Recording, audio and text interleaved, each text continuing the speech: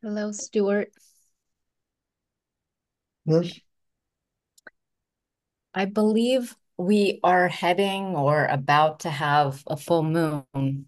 And so it's had me wondering, how does the um, planets and the seasons and our proximity to nature affect our spiritual growth? Or how can it assist us? if we approach all of those things you just mentioned consciously, they have a very deep effect on the spiritual growth. Nature is a master. Nature knows how to surrender better than any human being, knows how to let go. Nature has a refinement and an energy that is extraordinary. And even today, nature is telling us all, hey, people, get your acts together.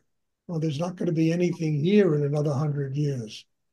It's just an extraordinary energy, and it teaches all the time. A full moon is probably the most powerful moment of the month. The energy is very strong. I mean, I know years ago we used to do puja ceremonies for a full moon. We had big fire ceremonies. And in the fire ceremonies, everybody would, just make an offering, a shirt, a sock, or there's something, one would offer. And these are very powerful things.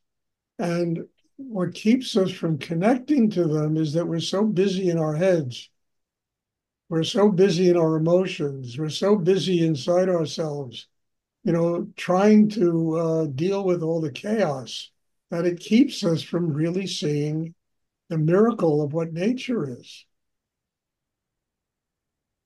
So I think we're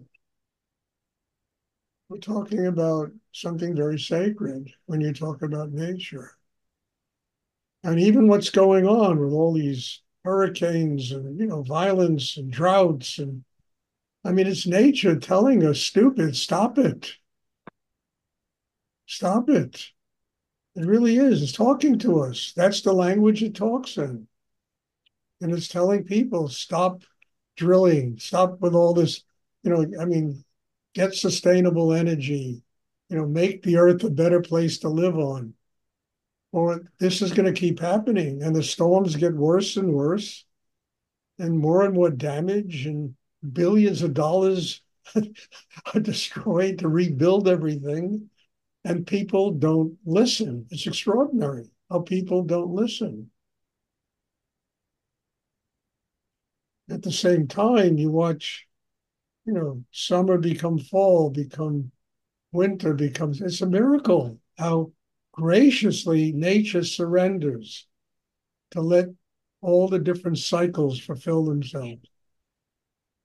People to surrender anything, you know, and there's a war, to let go of anything. There's a war. Nature just graciously hands summer to fall, to spring, to winter, So I think you're talking about a very sacred teacher, which is, and I'm a guy. I mean, I look, for God's sake, I was born in the tenements of the Bronx. We didn't know what nature was. Nature was a tree somewhere in a park. That's what nature was. But as I got older, you begin to realize things about life that are very significant and very profound, and nature is one of them. And I know, look, Tony, I know you walk a million miles on trails all across America. God bless you, for doing that. You know, hug a tree.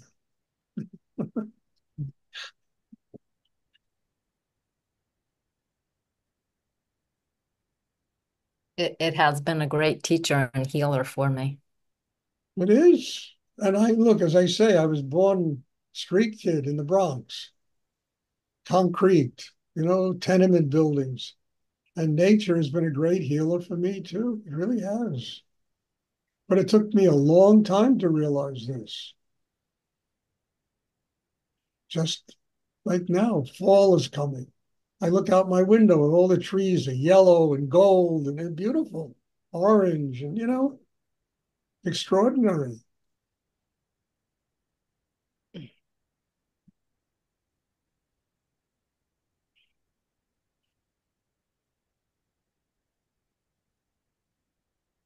Does anyone else have a question?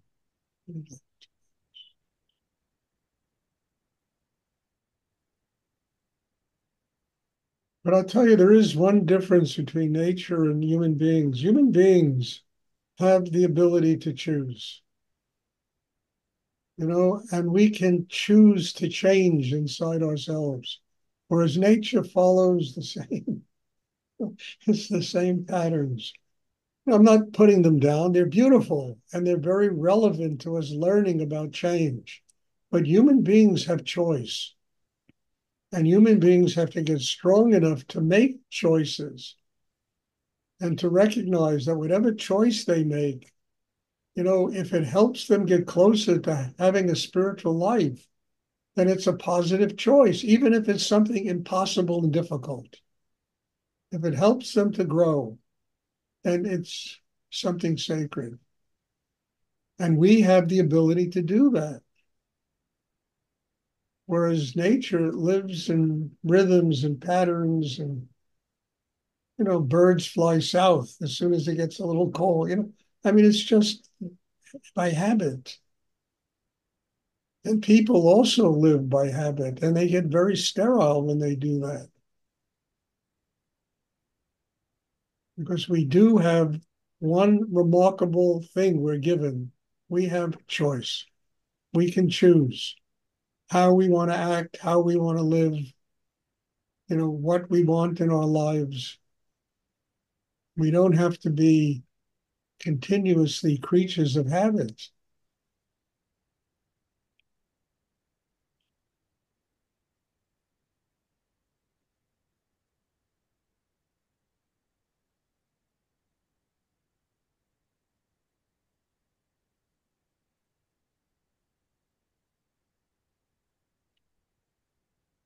And that ability to choose really gives us the capacity to transcend nature, to transcend everything, you know,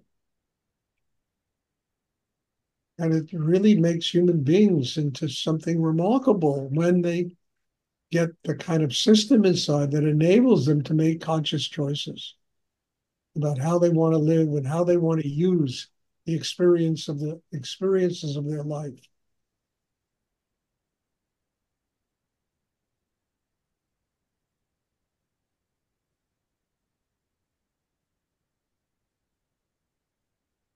Does anyone else? Great question, Tony.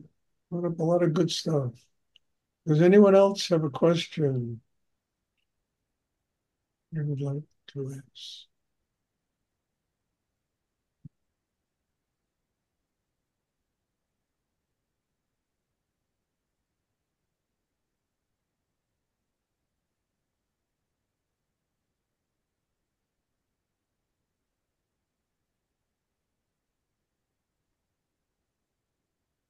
And there's really no sense ever complaining about life because we live with exactly what we want to live with. We really do. We also have choice that can change things. So whatever we live with, don't complain about it. We have chosen to live that way, and we can make other choices in how we want to use the experiences of our life to grow and to change and to evolve and to become more human. And,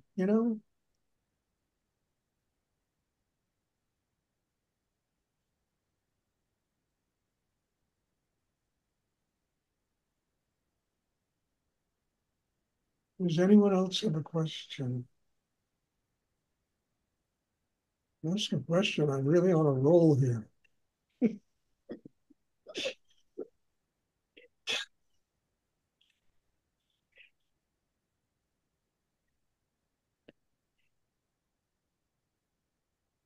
Okay, if there are no more questions, there will be meditation on Sunday. Thank you. God bless you. And, I mean, I always say it, I'll say it again. You're probably tired of hearing it. I'm really grateful to see each and every one of you in these classes. And you make me work very deeply on myself. And I truly have chosen that to do that with my life. And all of you are helping me to do it. So God bless you all. Thank you. The meditation again on Sunday, and I'm looking forward to seeing you. Yeah, great. Thank you. Thank you so much, Stuart. Thank you, Stuart. Bye. Bye. Bye.